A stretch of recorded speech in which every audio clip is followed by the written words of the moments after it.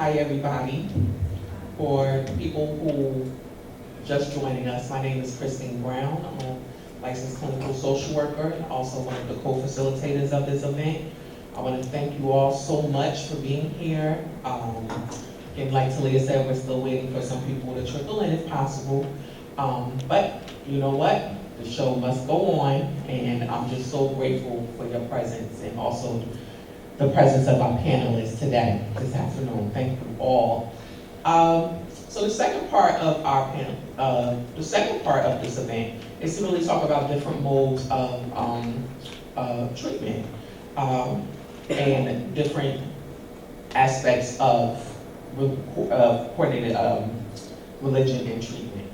Okay, so some of our panelists will just talk about their experiences, what they provide, what are the stigmas that they see with seeking therapy, and how they've used whatever they've received in their education and experience to become better therapists and to spread this positive energy of receiving help and being helpers to others, especially within our community.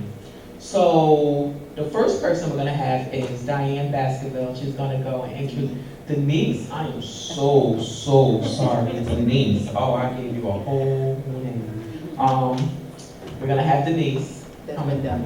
Okay? But I do apologize to just grace us with the poem, and then we'll have Heidi, because I've been mispronouncing her name all morning. Talk about what she do, her experience, what she see as stigmas as well, and just thank you for being here. Dr. Dolores Watson, who I've been giving her all types of names all morning. I am so sorry. Well, at least if you owe any bills, I'll tell them the wrong name, and they won't know who you are. And last, Malika Kemp, who is a spiritual worker and also counselor, and just so honored to have you here. Thank you so much, Malika. Okay, so first, Denise. Thank you. I've been called Diane, so it's okay. I want to thank Talia and all of you who put this program together, because in putting programs together, it's not easy. So I really appreciate it, and I'm honored to be here, and I thank you for inviting me. So having said that, I'm going to start by giving just a brief, I know I have a bio here, but I'm proud of the city of Newark because I'm born and raised in this city. And it has a lot of history, and so do I. I'm a mother of 4, I'm a grandmother of 11, I have 8 granddaughters and 3 grandsons. And so my journey is one marked by pain, tears, prayer, and that whole 9. I'm a licensed social worker. Talia and I met at our organizational meeting. I'm a graduate of Seton Hall and Kane University. So I want to start by saying I now work at the high school on the child study team in Orange. And how many of you have heard the saying, when one door closes, another opens? So we've all heard that saying. But what they don't tell you is hell in the hallway. And as we venture from that closed door to our next open door, the hallway becomes a place of surrender. It becomes a place of suffering, of prayer, of tears, of pain. But by the time you make it to that next door, your lens has shifted. And so many of us are on this journey, and wherever you are on your journey, you may be at the door of your 20s, at the door of your 30s, at the door of your 40s, 50s, 60s, 70s, and beyond. But whatever door that you're standing at, just know and trust and believe that that spirit of resilience, in social work we have a term called resilience, is with you on your journey. And so, which brings me to, and as we know, each time in our lives we go through a new door. They say new level, new what? New devil. And so the enemy is forever present, and he comes at us in different ways. So I recently had to walk through another door. Now, I've been a social worker over 30 years. My specialty is young women, it's who I counsel. And so I also like to say that October 23rd has a significant date to me because almost 40 years ago, I buried my son's father on this day. He was murdered here in Newark. It made the papers, the people were caught, and I raised my son alone. He was not even talking yet. We were engaged to be married, and they called me on the phone and they said, we have a body. So I tell people that social work, I didn't choose social work, it chose me. I'm one of 10 children. I'm the 7th of 10, 7 girls, 3 boys. We're all alive, all grew up in Newark, but this is not the Newark I grew up in. But they said, well, it's changed. No, it's not changed, it's just more apparent. But these things have been going on in people's lives. So I'm now at the door of counseling high school students. And if you've ever been in a high school, you know that it's fast-paced. So you have maybe 20 minutes. So my director said, Denise, you gotta do your counseling, or we're gonna write you up. Because I said, what am I supposed to do in 20 minutes? How am I gonna change lives, affect change, make an impact? All I got is 20 minutes with a student, because you can't pull them out of class. So I'm driving home and I'm saying to myself, I'm on the end of my career, I need this pension, so I can't rock this boat. I gotta do what these people tell me. I need a job. So I have to find a way to do that. So, and then they placed me in the alternative school and gave me the worst kids. So I'm in a group session with this young man and he says, well, Ms. Basco, we don't need this. He said, because what difference do it make? So I said, well, what do you mean by that? He said, well, I'm not gonna live to be no more than 20, 25. He said, I'll be lucky if I make it to 26, 27. So I was a little taken back with that. And I said, why? He said, don't you know where I live? Look where I live. So here again, driving home, it disturbed me. It really bothered me because he was very smart. He wanted to be an engineer and he had the brains and the grades for it. But the environment did not lend itself. So we have a term in social work, is it nature, nurture? Is it environmental? That this battle is fought and won. And so I said to him, I said, but you can overcome all this. So he said, no, I got friends that have been shot and killed, people he knew, family members were incarcerated. So his reality was totally different from all the stuff that they had taught me at Seton Hall and Kane University. So all that textbook knowledge I had, I'm good at writing reports. So it's like a car, the car looks good, but when the rubber meet the road, will a car perform? So you can look good on paper, but the question becomes, can you deliver? Can you be an effective counselor, that change lives and impact young people so they don't choose a certain path so they can remember, oh, well, something Ms. Baskerville said. I had another student who said to me, we put him in 3 out-of-district schools. Each school is like $75,000, another $30,000 for the bus. So that's like $100,000. We put him in 3 schools and he still had no credits. So, and he's a kingpin in Orange. Yeah, he's a kingpin. So he comes in and he said, well, Ms. Baskerville, I said, we put you in the school. I begged the people to take you because they wasn't gonna take him. And we got him in. I said, now you gotta do what you're supposed to do out here. A month, 2 months later, he stopped going. So he comes in now, he said, well, I wanna go back to that school. I said, too late. I said, why you couldn't make it there? He said, they kept watching me. They kept looking at me. So what I do, because I'm from Newark, and I know other modes of counseling, I said, do you have a phone? He said, no, I left my phone in the car. I said, okay, good. And I closed the door. And so it's just me and him. So I said, you haven't seen being watched? I said, because when they get your black ass in that prison, you're gonna be watched. You're gonna be in a cell with 2 other people, and they're gonna be watching everything you do.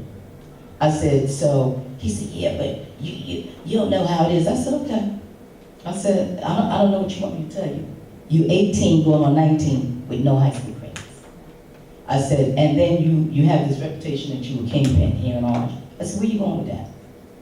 He said, oh, I'm driving a brand new car. I said, yeah, I know. I said, so he left, that was in May. He came back last week, they locked him up. I didn't know in the state of New Jersey, there's no more bail. I don't know if y'all know that, there's no more bail. You get locked up, you stay until you go to court. So they kept him for 3 months. They let him out, he came into school the other day. They said, Miss Basco, he don't want to see nobody but you. I said, okay. He comes in, he said, Miss Basco, all I could hear is your voice saying how much I'm gonna be watched. I said, I tried to tell you. I said, but you have to go and find that out. Now he's ready. Now he's ready. His decisions are more informed.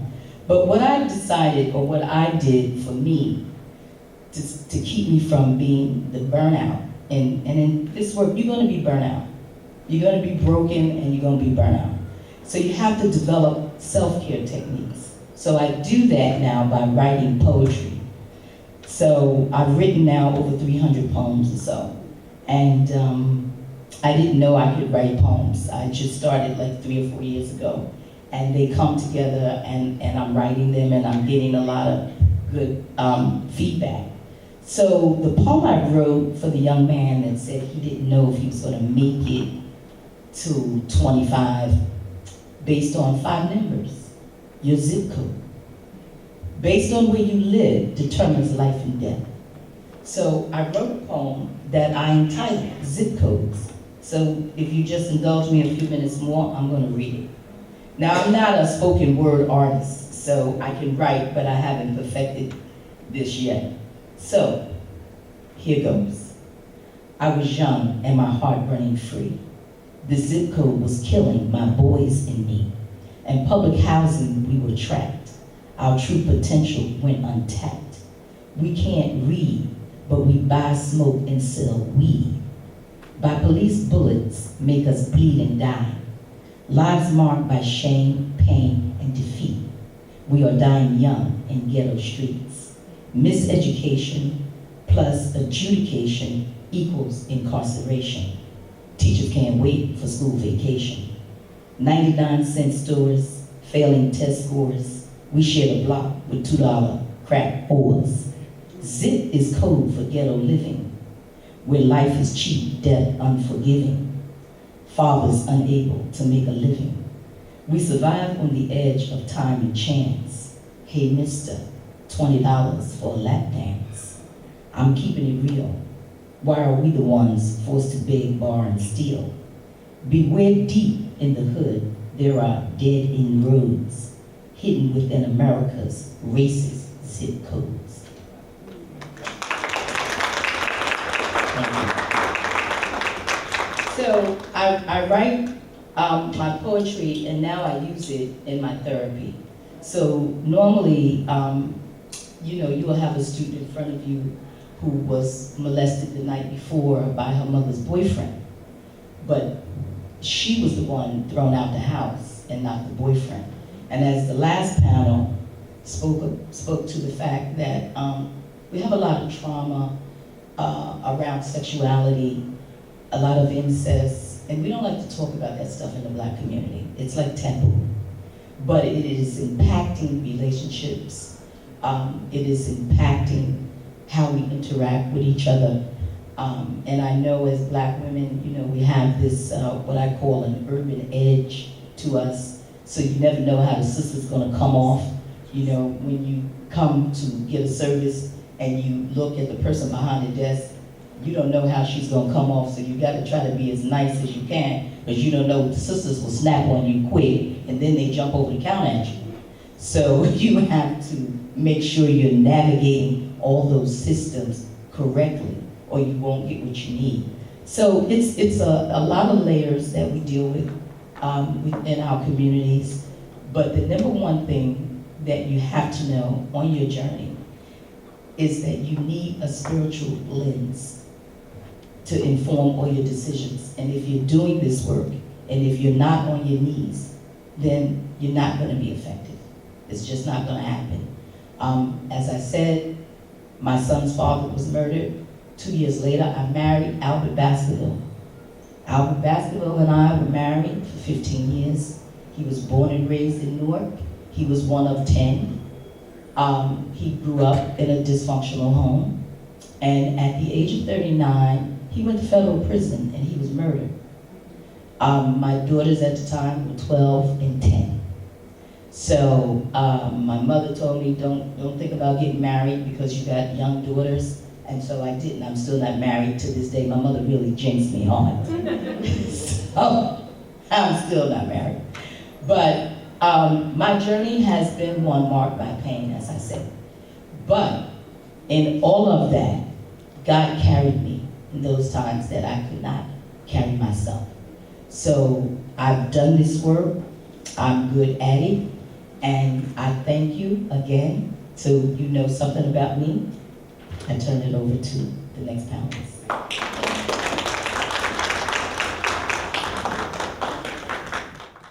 Good afternoon, everybody. How's everyone doing? Good afternoon. My name is Kylie Rodriguez, and I'm a licensed clinical social worker. I have a practice, Serenity Wellness and Therapy, that's located in Montclair, New Jersey. And I work with people that identify mainly as anxious perfectionists and stressed out high achievers. Are there any of those in this room? Yes. I work with that population because I really know the experience and I really enjoy what I do. I thank you all for being here. I thank you for allowing me to come and to address your audience.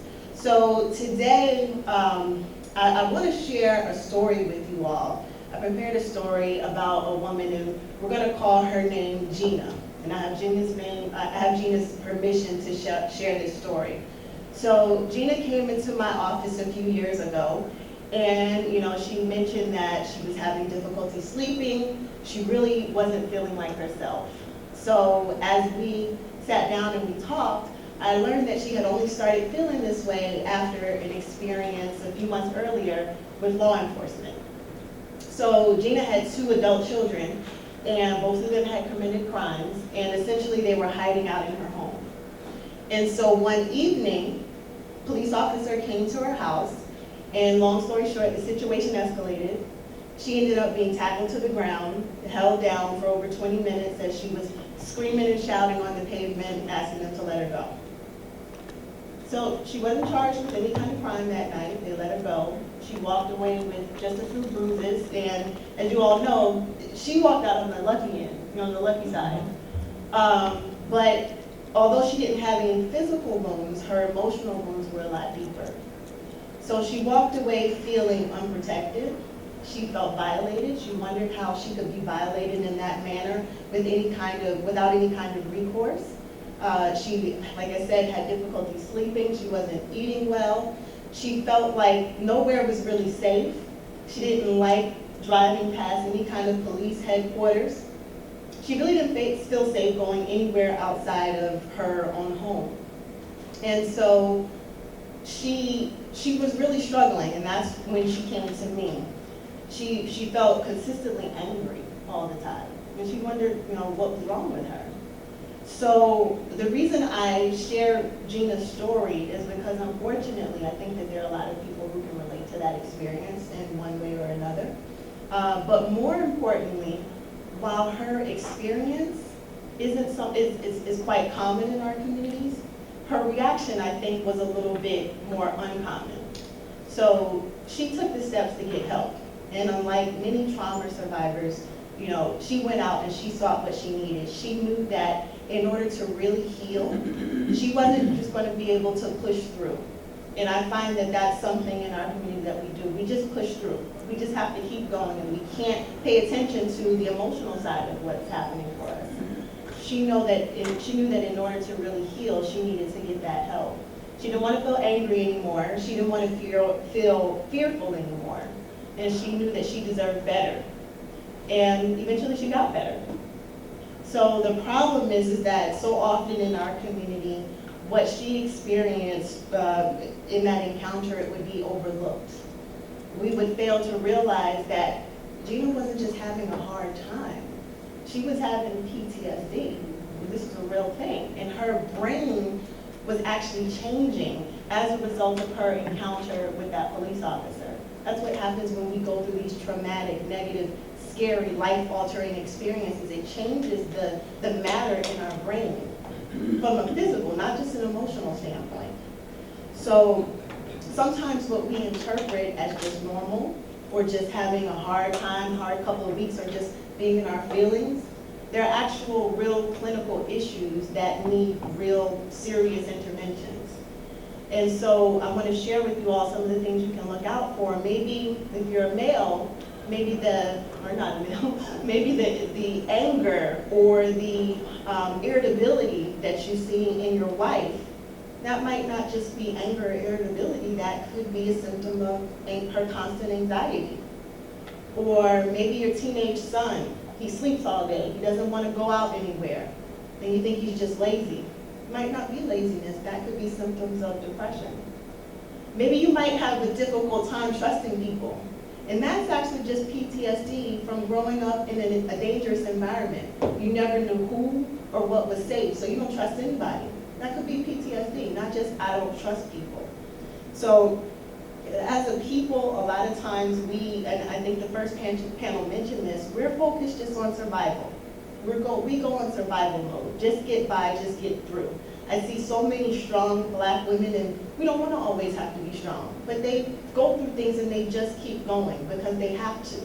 So we're focused on survival. And at one point in our history, if we were to focus on our emotions, that could mean our death. There was no time to think about being afraid or being bold or being fearless. That could mean our death. But that's not the case anymore. So we have to start talking about solutions. So one thing we need to do is we need to start processing and talking about our trauma. If not in therapy, then with trusted loved ones. We have to really get active and start working out our stress and working out our anxiety. When we are stressed out, our bodies produce certain stress hormones like cortisol and adrenaline. And those hormones, they sit in our bodies, and from an evolutionary standpoint, those stress hormones were created when we were in danger. If there was a tiger chasing us or something like that, we could run faster, we could jump higher, we could get away from danger. But we don't have those kinds of stressors, most of us now. We have bills, we have family, we have all those kind of emotional stressors. So we're not able to run, jump, and get rid of those stress hormones. So that's why exercise is so important. And then finally, I think this is a really big one that tends to be overlooked, is we need to get involved in community, and we need to eliminate isolation. See, the United States is more of an individualistic society. It's all about the individual, what's best for them. And we come from more communal environments where there's a village. So we need to wrap ourselves up in villages and get involved in community. If we really want to heal as a community, we have to stop focusing just on survival. We need to strive for wellness. We need to strive for wholeness. We need to strive for excellence, not just with our physical, but with our mental health as well. So I'm really glad that we're having these kind of conversations. This is the first step in building community, and thank you all for coming out, and thank you for having me. The ability of the church to provide total healing to the individual, I have come to know as an overrated statement. Hello, everybody. My name is Dolores Watson, and I pastor a multi-ethnic church in Irvington, New Jersey. I've been at it a long time. Didn't start out that way, but that's where it looks like God wants me to be. So I feel that I am quite qualified to make that statement, although some of my brothers and sisters in the ministry would probably say I'm blaspheming. Even so, it's true.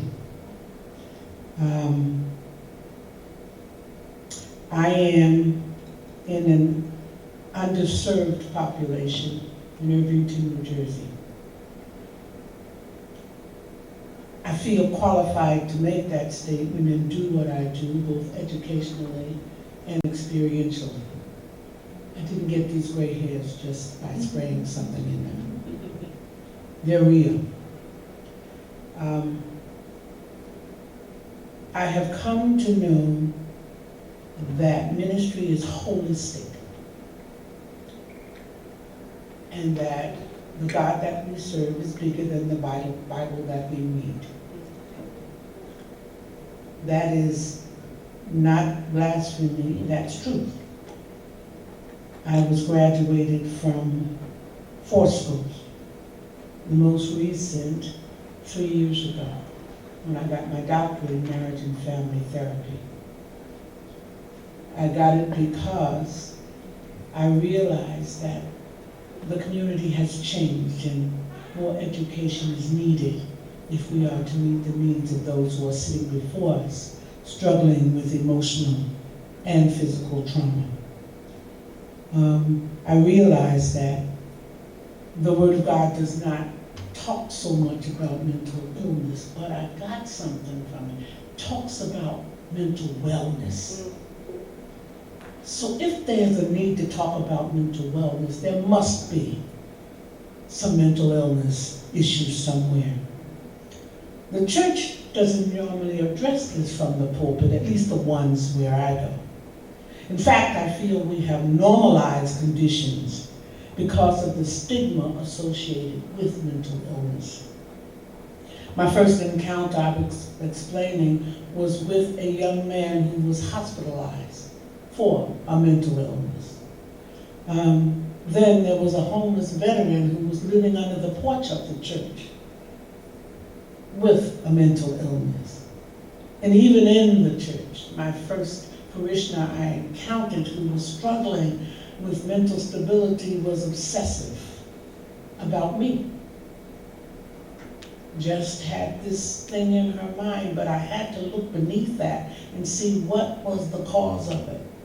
I was not prepared to do that because I grew up believing that the Bible had every answer that there was to have.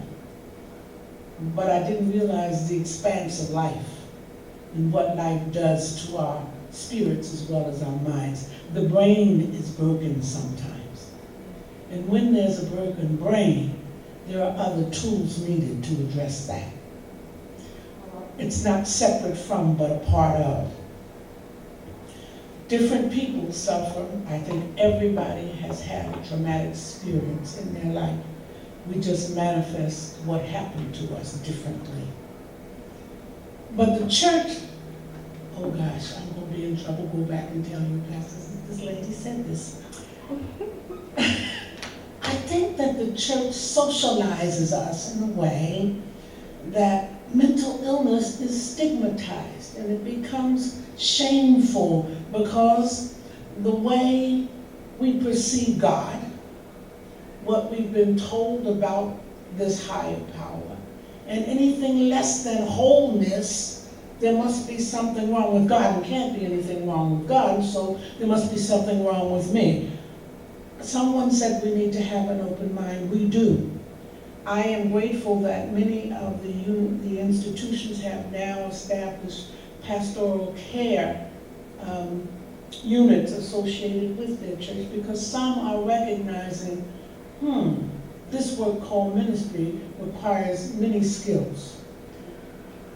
I think, and I believe, and I'm watching young people perish for a lack of our knowledge.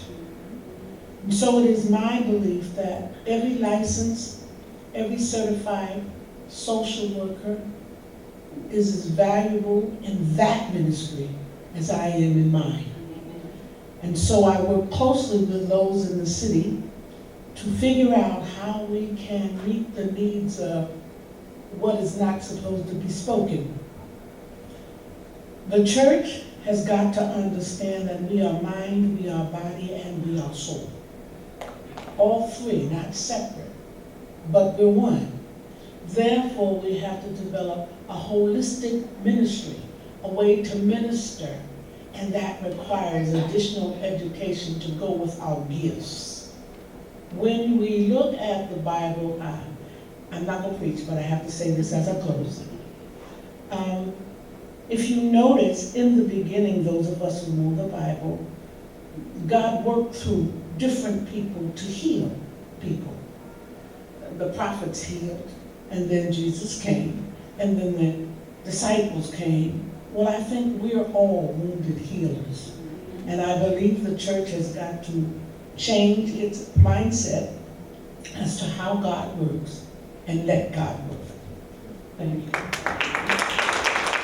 Good afternoon. My name is Malika Kim, and I missed the first session because I'm here with my son. My son's name is Miles, and he has a diagnosis of autism, so he's out in the back hanging out with Christine's dad. But so far, I'm really appreciative for being here. I'm honored, and this whole panel, this whole event has been lit. I appreciate everybody who's come before me. So I just want to give you guys a little bit of background about myself. So I grew up in Passaic. I am the oldest of 5 children. I have a twin brother, and I have 4 sisters. And my mom and my dad, they did not raise us.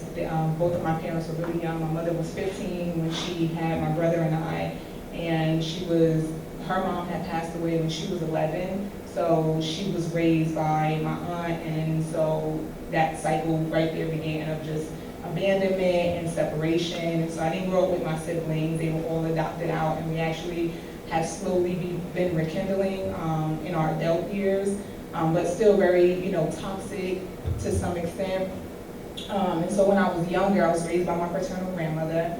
When I was younger, I was raised in the Black church, and I would remember going to see my mother in jail, my father in jail, speaking to them through like the plexiglass window, and that was the extent really of our relationship. And then when they weren't in jail, I would see them pretty much like out on the streets, if they were, on drugs or whatever the case is, and I would be really ashamed, and I was one of those little girls who was just really broken, because I didn't have my mother there, I didn't have my father there to really be there to watch me, grow up as a young lady and support me in the things that I was doing, whether it was related to church or any type of extracurricular. So, and then I had to be the responsible one, because then I had to kind of take on my brother's, his depression and things he was going through and as a child, and he had to go to the mental health clinic, and, I was supposed to just do the right thing.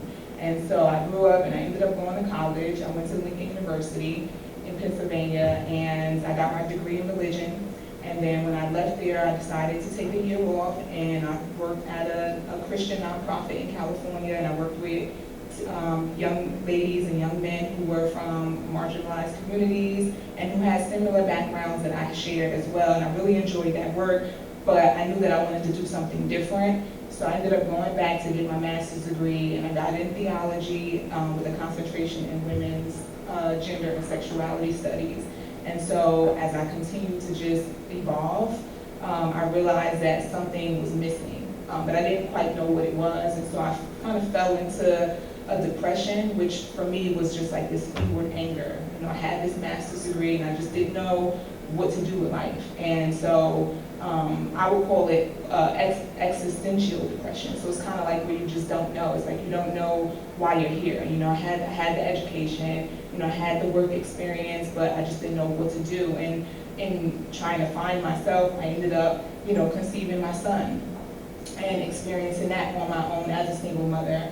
And then when my son was 2, or actually before he was 2, we noticed that, he had some developmental delays. And so I was in denial at first, because I'm like, no, all moms want to think that they have the smartest kids. At 2 months, your kid could do this, so you feel like, no. And so you kind of overlook those things. And I was focused on getting my degree and working and just trying to figure life out.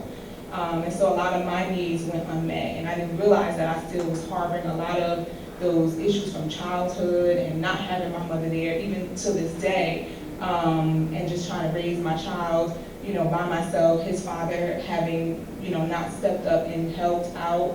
And so I just carried those things. And then even after I got my degree, my son and I, we both, we were homeless, living in shelters and just trying to find a job, period. So just going through those things really, really got me to this point where I was like, okay, it's something that's missing, something within me, something that I gotta look internally and figure out. And when I decided to go within and accept, personal responsibility and not project, what I was dealing with onto anyone else, that's when I really started to find myself and get back in touch with who I was and get back into my own energy, and not allow the things that I thought were happening to me, which were really happening for me, to really kind of take control of my life. So I'm learning even to this day how to really master my emotions and not allow my emotions to kind of dictate anything going on in my life, period. And that led me to want to take on this journey of entrepreneurship and start my own practice. And I'm very, very new to this and really just trying to still navigate that whole process, but being able to really speak to the mother wounds, the inner child, and the divine feminine is where I found myself in my work, and being able to speak to those needs and get to the root cause of things, because I believe that oftentimes we just, like Heidi said, I think you said it, we just kind of get into the ebbs and flows of life, and we just neglect our own personal issues, and we just put them off because we got to survive, we got to work, we got to take care of the kids, we got to do this, that, and the third, we got to, get to the bag, and so we just kind of overlook it, and one day when we have those tower moments and it all comes crashing down, and we're just like, okay, now what, and then you're kind of forced to deal with yourself. And even last year, probably about a year ago, I found myself experiencing the dark night of the soul, which is a spiritual depression. And really just not knowing, like, okay, what's going on, why are things not really aligning, and, what's happening with my life? Why do I feel this way? And it was something that I really didn't have control over. I felt like it was just something I had to go through, and now I'm in a really good place just within myself. I'm in a really good place as far as learning how to love myself again, and moving beyond what it appears to be, the illusion, that we see. And just being able to really stay centered and align myself, like Reverend Dolores said, just in a holistic way, mind, body, soul, spirit, and just remembering like who you really are, and harnessing your own power, especially as a melanated woman, really remembering who you are and why I'm here and what my whole purpose here is. And so I'm proud of the work that I do. I'm excited to be able to serve others. And yeah, that's where I am. And so, if you guys are on Instagram, can I show my Instagram? Okay. If you guys are on Instagram, yes, you guys can follow me at The Working Womanist, and working with an E. And you guys can check out my website, www.workingwomanistllc.com. And you guys can learn more about the work that I do there. And yeah, we can connect. I'm looking forward to connecting. I actually provide spiritual wellness consultations. Those are free. And then I provide intuitive healing services, which is more of the shadow work. So it's more of that internal work, getting to those deepest, darkest parts of yourselves that you kind of dismissed, and being able to get to those things and bring them up and heal them. So yeah, thank you guys for having me. I really appreciate it. Okay, everyone, we had one other speaker who did not make it, and his name was Cecil Thomas, and he was just going to talk about physical fitness, what Tyrone had really emphasized earlier, and how it's just so important to our mental health and our mental well-being. And Heidi also touched on that as well. Sometimes we overlook it, the things that we eat, the things that we do. I know I'll just really speak on the behalf of Cecil Thomas and the role that it played in my life. So he owns a gym in Maplewood. It is called Lifestyle Personal Fitness. It has various ages of people from like 16 to in their mid-70s who are absolutely fierce, okay? And years ago, I just wanted to have a baby, and the doctors told me that I was overweight. And I said, how could that be? There's a whole bunch of overweight girls having babies, and you're just gonna signal me out? But that's like, what is that? But that's what it was. And so I went to his gym with someone else, and my intentions at that time was just to have a baby. No, I gave up. I was like, I couldn't afford, this was before, fertility treatments were part of the insurances, and, wasn't married. And so I just knew I wanted a baby, and so I gave up. But then I started going to his gym, because I met a coworker who said, no, you do need to lose some weight, girl, you know, whatever. And so I did. And it didn't just open the door for me to have a baby. Working out with him and these women and people, it wasn't just women, it was men too, of different sizes and different physical fitness levels, made me acknowledge my strength of myself. If I am able to pick up a 25-pound dumbbell and do 5 or 6 reps, maybe 8, I can't go past 8, but, and I may go past 8, but if I am able to do that, if I am able to run in Weekway Park, and I don't know if anyone is familiar with Weekway Park track, going up and down these hills, and I'm able to run fully and do that, then I am strong enough to get up here and speak in front of you guys. That I am strong enough to reach out to you guys to come and speak at this school.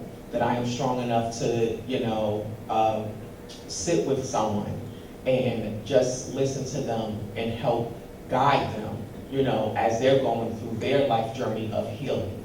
That I am strong enough to listen to my mother when she tells me the things, that I need to do so we can have a better relationship and just be so grateful. Take strength. So strength does not come in just the physical form, but also in the mental form, but they're both, as both Malika and Dr. Watson said, mind, body, and soul, and also Tyrone earlier, absolutely connected. So I wanted him to speak on that. He is also an alumni of Essex County College. He started out, he left corporate America, and I'm telling all his business, but he's not here to tell it, so he left corporate America. He started just doing training, at other gyms, and then he wanted to own his own business. That was his thing. He came to Essex County so that he could be an official certified physical trainer, which I'm very, very impressed with. Because sometimes, especially if you do go to Weekway Park, you will find some guys out there working, and I don't know where they came from, but they will definitely tell you how to do a lunge and everything else, correctly. But he really moved the body, and just working out with him really, really, really, really allowed me and other people to really know our strength. So again, just the importance of physical health. I mean, I know we hear that when we go to the doctors and just say, just move a little bit. And listen, again, going back to setting boundaries and also just self-care, we will find everything else in the world to do before we will just go and do a little bit of exercise. And I know I am that witness to that. I will find everything else in the world to do. But if you want me to get up 5 o'clock in the morning, it's not happening. And I can't promise 6 o'clock in the afternoon. Well, no, I could promise that. But I cannot promise 5 o'clock in the morning. I am still rolling around in my bed. But yeah, I made a lot of friends. I was able to, once I really realized my strength working out, and I haven't been working out in a while, but once I really realized my strength, I was able to leave unhealthy relationships. Because I'm not gonna stay here and now I know that this is unhealthy when I'm lifting up 25-pound dumbbells. Like, who's gonna do that?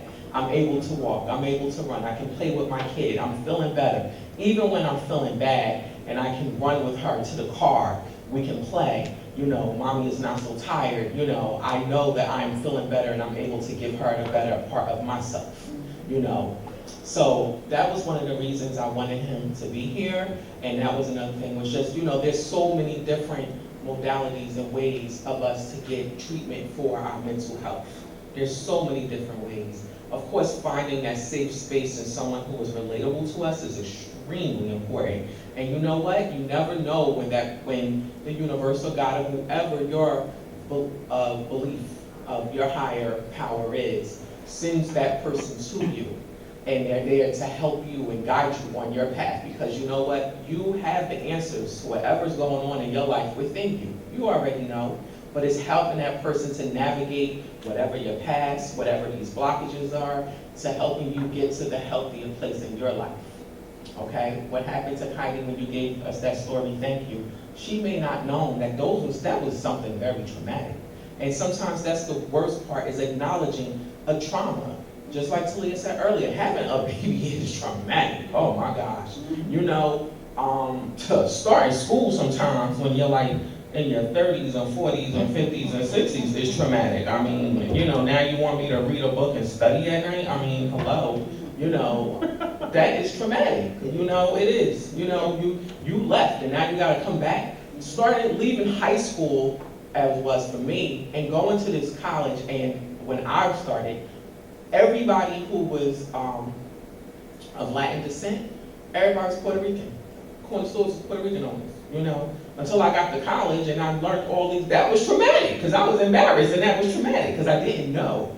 So it's just like we deal with so many traumas, and the strength is acknowledging it, being brave enough to seek someone out and acknowledge it, and just like Heidi said, you know, even pushing through. We're so focused on pushing through that we don't focus on really caring for ourselves. And right now, we don't have to focus so much on surviving, because we just need to focus on living to live.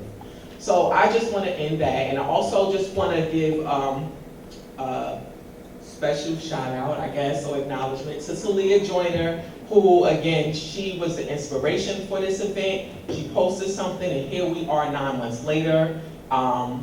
Came to fruition. Again, a lot of perseverance, a lot of bumps in the road, but it came through, and I am so absolutely honored to be a part of her vision. I am part of Essex County College, Ms. McKinney and Ms. McLean, for allowing us to have this, and for you all just being here and sitting here, and of course our wonderful, wonderful, wonderful panelists of speakers to give your time to this event, your experience. You guys don't know how important you are to just being here and just for everything you do. Just thank you all. When I see Cecil, I will give him a little but you know, he's also taking care of a broken foot. Okay, but again, I just want to thank you all, okay, and just have a great, great, great day. And if you guys need any information from our panelists, please ask them for it, or you know, if you have a card, any questions. And actually, I do have a question for Malika, and not even just for Malika, for everyone on the panel, but specifically for Malika.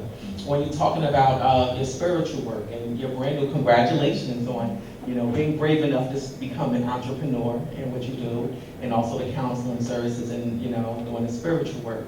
But how do you deal with different stigmas that may come from that, especially coming from the Black church or coming from the church, and you know, and now you're doing more spiritual work, which I'm going to assume is not following any religious doctrine, right? It's just, you know, incorporating them all, I guess.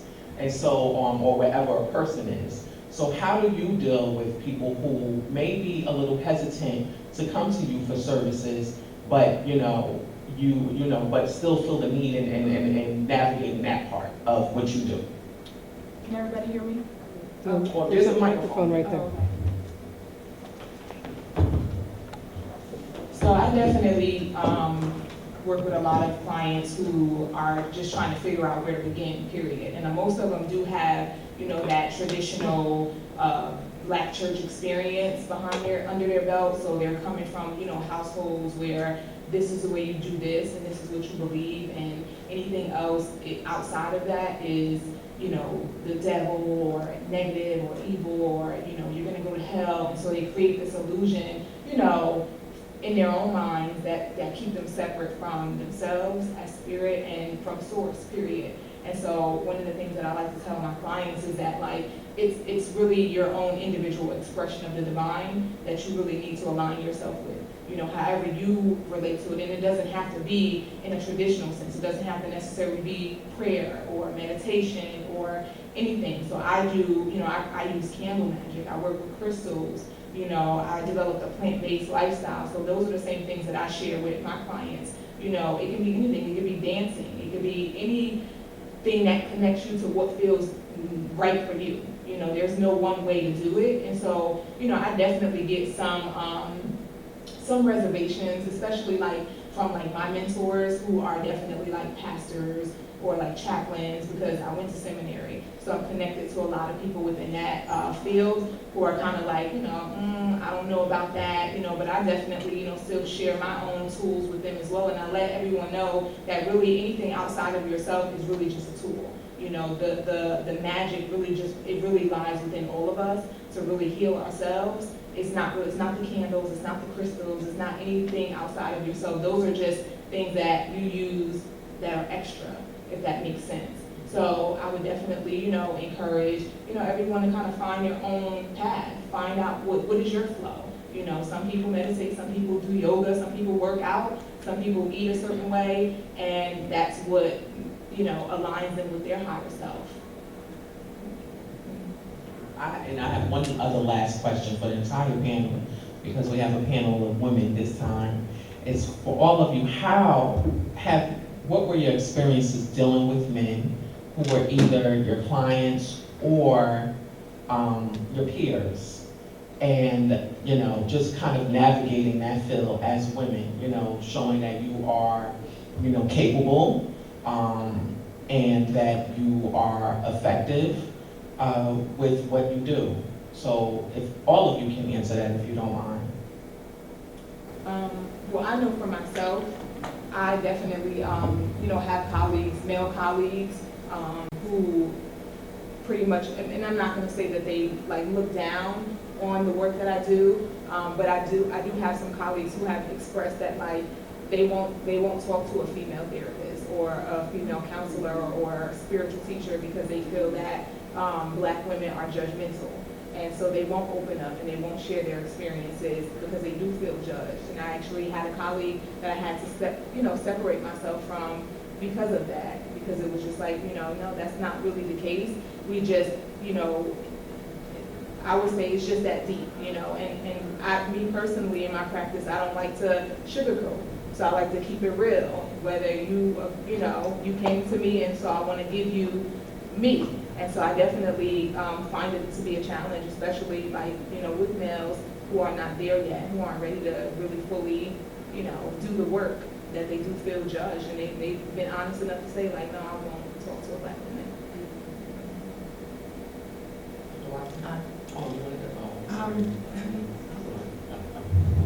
I'm not sure why my experience has expanded, but maybe it's because I belong to a denomination that pushes expansion. But I have had the opportunity to counsel atheists, whites and Black, Spanish, Africans, male and female. Those who, when you choose to come to me, you already know I'm a female. It's not a surprise when you walk in. You know I'm a female because someone has referred you to me. If in the course of it you decide I have not heard judgment or anything I've heard, you make me uncomfortable, I acknowledge that and allow them to make the decision whether or not to return. But I've lived enough life to know that as long as I know who I am, and as long as I'm coming with an open heart, an honest heart, and I'm authentic, I refuse to allow a projection from someone else to dictate my emotional self, to my emotional self. Have I heard it? Yeah. In the community that I service, they are an immigrant community, and it has taken me 20 years for the males from South America, West Africa, to feel comfortable enough to come to me with anything. That's a whole nother process. But I have had challenges from within the Black Baptist community and continue to have them. But again, the challenge gonna come, but I don't.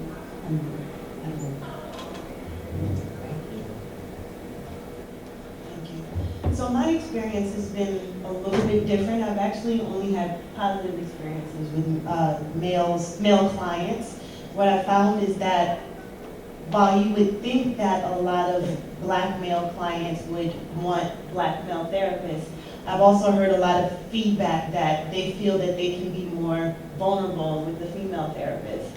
that, the idea of crying or showing or expressing any kind of emotional weakness in front of another male is intimidating, so they purposely sought out female counselors.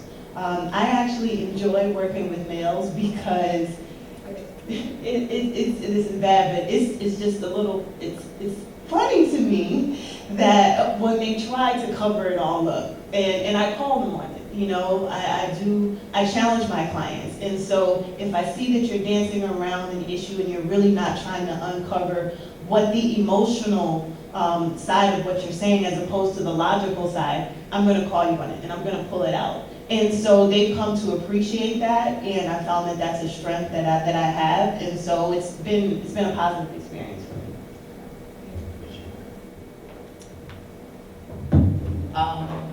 I would like to say I've had a mixed experience on both sides of that equation in terms of you'll meet people when you're out and they'll ask what you do, and then if you say you're in I had a man say to me, he said, well, you're not a typical Pisces. So I said, well, what does that have to do with anything? He said, well, so it's a lot of things that inform people's information and how they approach you when you approach them. But in the high school, what I'm seeing in terms of adolescent males, it's a different dynamic with them than it is with the female, because their issues are different. And so in counseling them, they're kind of fragile, at that point, because they're wrestling with their sexuality, they're wrestling with their identity. Many of them don't have fathers, so it becomes a question mark. We do have a gay group now in the schools that they meet. So it's a lot of issues being a young person today that they identify with, and it's like metrosexual, like they're wearing the skinny pants, those skinny. I brought my grandson a suit, and he said he's not going to wear it because he needs the legs taken in, and I'm telling him, so what are you doing? I said, this is not, and so he said, well, you're just not with it. And you have to suspend judgment. You really, really have to suspend your judgment as approaching them. So it gets kind of sticky for me, at least at the high school level. The grown-up men, I find, are accepting of what I do, because I recognize how difficult it is being a black man in America. That your life is very fragile. You can be shot. You could leave the house and not make it back home. So, and I'm a mother of 2 males, and so that crosses my mind. I have a 30-year-old son that works in New York. He works on Wall Street, and I'm constantly telling him, be careful. Just try to stay low, and he's kind of militant. And then, I raised him to be this one way. He said, well, you taught me all this stuff, and now I'm afraid for him, in light of the climate that we're in. But I welcome it. I think that it is trying for our men to be men, to master their domain and what they have come to do and play at that level. So I enjoy it, and especially I have fun with them at the school, So some things I can't say. Right. And this is my very last question, I promise, guys. Because we talked a lot about the gender, but now I have about the generational. We have a lot of, now there seems to be a push in society for more attention focus on mental health, mental well-being, emotional well-being. But for the generations that came before us, 2 or 3 before us, it's like, it's just not talked about, or they're not so open. I guess maybe fear, discomfort. How have you guys, what are your experience with navigating older populations in therapy? Because sometimes we know that symptoms can be manifestations of underlying, mental illnesses or, just mental problems. or emotional problems. So how have you guys navigated that, working with older adults, seeing that they may need, more therapeutic services, whatever they could be, and yet, they may still have a hesitancy to reach out? I often say, you are as sick as your secrets. And I think everybody, families have secrets. You're going to live this life, eventually, you're gonna know some stuff that you don't wanna know, or you have your own secrets that you may take to the grave. My approach is, you write them down if you don't want to tell it to somebody. I think in the older population, they've lived a long time, and they feel like you're too old. I'm too old now to change. But I say, you're never too old. It's never too late. As long as you are breathing and living, there is hope. And you have to break out of that thinking, that mental straitjacket that indicts you. Like they said, oh, when you get a certain age, you should cut all your hair off, because your short hair makes you look younger, or don't wear this, or don't wear that. You don't wear white past September. All of those rules that keep us boxed in, you have to break out. You're never too old. I went back to get a master's, I was in my 50s. And one of the, because I had lost my job, and I went back, and I'm sitting in Kane University, and I said I have to go back because I need to do some things. And I really felt I was afraid. I felt out of place because all the kids were old enough to be my children. And this one girl did say to me, she says, well, what are you going to do with a master's at your age? Yeah. And you're going to be attacked. And so I said, same thing you're doing with yours. But, like I said, I'm from Newark, so I got my urban edge going, But it's true. Fear comes, and I was, like you said, writing a paper. I hadn't been to school in 25 years. I said, oh my God, how am I going to write a paper? Dr. Ellis, when she gave the papers back, she said, if I call your name, you have to stay. And so I'm sitting there, and I'm just knowing she's going to call my name. And she said, Denise, why are you still here? I said, oh, she didn't call me. So I had an A paper. I hadn't written a paper in years. So the fear is real. It's very real. We doubt ourselves. We don't think we can do it. But you're never too old. It is never too late. I just saw on Facebook the other day, one got married. She was 83. She had a big, fabulous wedding. So there's still hope for me. Okay, so that's my answer.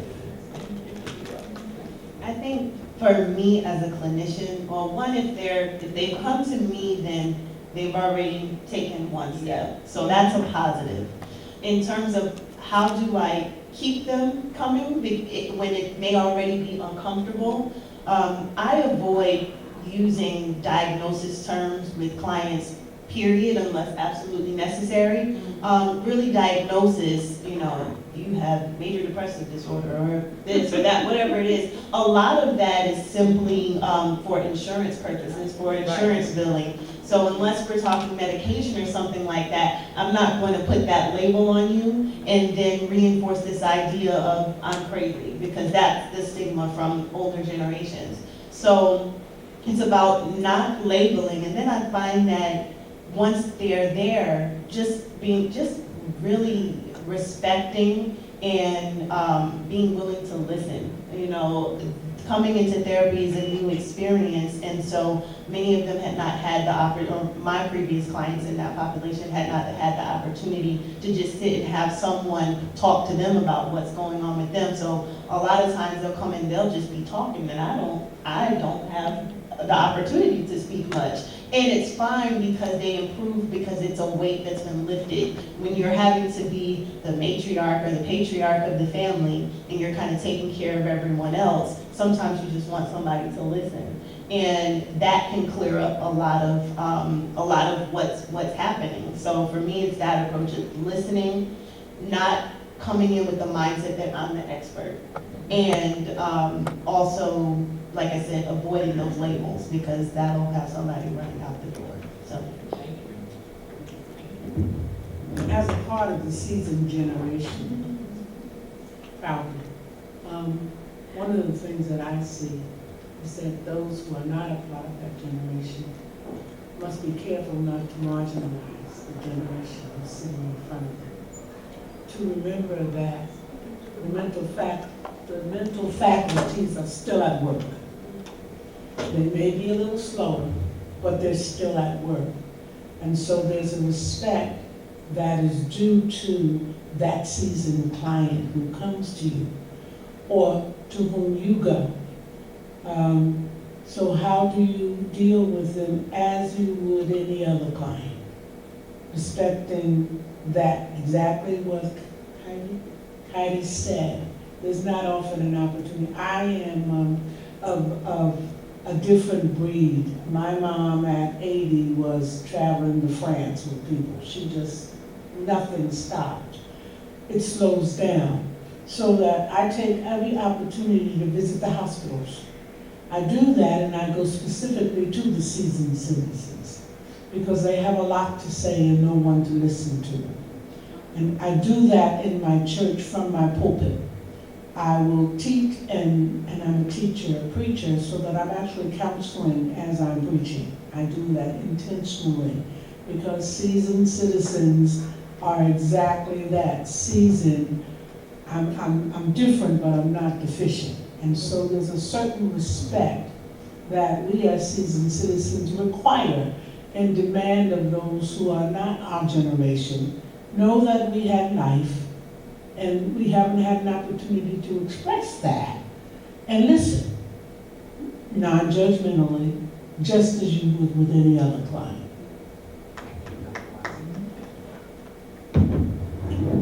I mostly deal with millennial women and young adults, teens. So I haven't really experienced working with anyone that's really older than myself, seasoned.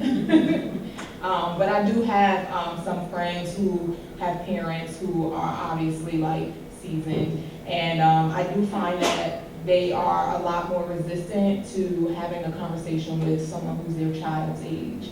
So I do see the need, and I do in so many ways hold space for them, but just not like in my practice because they just aren't there yet. But I can tell that they resonate with the work that I do, but they just haven't arrived to that space within themselves where they're like, you know what, let me take off the mask, let me take off this veil, and let me do what I have to do. But you can still see that they have a lot of work that they need to do on themselves, a lot of healing that needs to take place within themselves that they just aren't able to really deal with because they're just not in that space. And it could be a conditioning as well, you know, just the way that they were raised, you know, especially as black, you know, a black woman, you know, being raised, you know, in a very old school household where it's like you keep what's going on in the household. You don't really go outside of the household, or you take it to the Lord in prayer. And so people just kind of, a lot of them just kind of, you know, sweep it under the rug and they don't really deal with it. But you can see that they are hurting and they're carrying this load with them,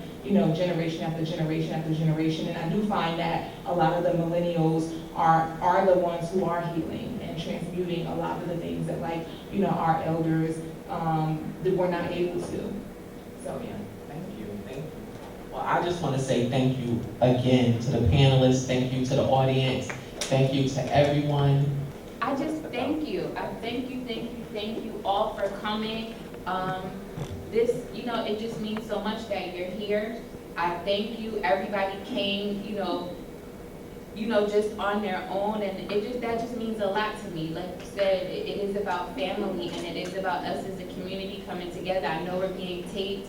I'm looking forward to circulating this so that other people can see it, even if they weren't here, to be able to hear the information that you all have provided. It's just been really moving, and it's inspiring to know that, you know, we're doing the work. It's a lot of stuff happening. We talked a lot today about a lot of the challenges, but we're coming here together today to say, you know, we're working beyond those challenges and we're doing things to get better and to heal. So I just thank you guys for coming. And I just like to say something. I have to thank Ms. McKinney and Brooke. Yes. For continuing that. Yes. When she came to me with the idea to have you and have this event, I went straight to someone I know that can help her in this event. My name is Sharon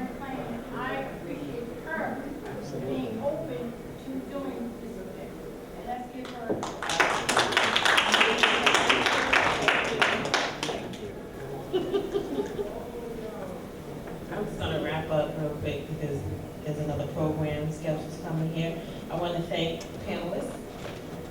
Panel 2, I didn't get a chance to thank panel 1 earlier, but I did meet them outside with, this event was, like Ms. McLean said, she came to me with the idea. Leah and Christine spoke to me as well, and I thought it was a wonderful and great idea. I'm glad we were able to pull it off.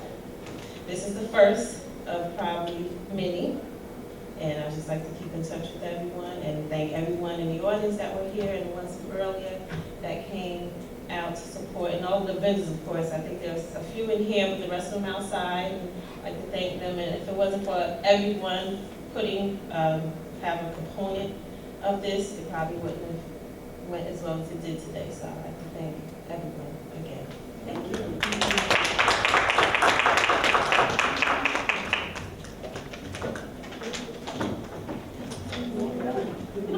you.